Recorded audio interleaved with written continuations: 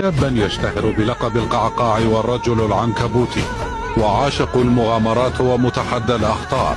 القعقاع من أبناء مدينة دمت اليمنية، حيث شاهدنا له أكثر من مشهدا يحبس الأنفاس. ينزل إلى الحردق بدون حبال، متسلق فوهة بركان دمت الشهيرة، ويتدلى من فوهة البركان دون خوف. شاهدوا بعض المشاهد.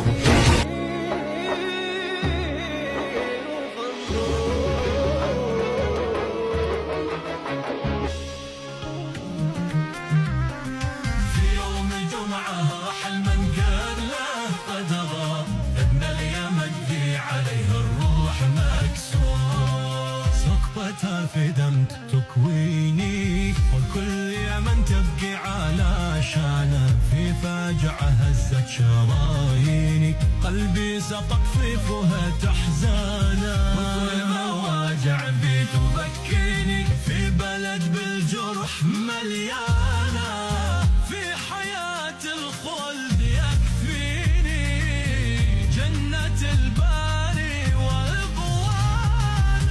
الشهيد القعقاع تاريخ فلا يضرب، اشتراه الله عنده واكتمل دوره.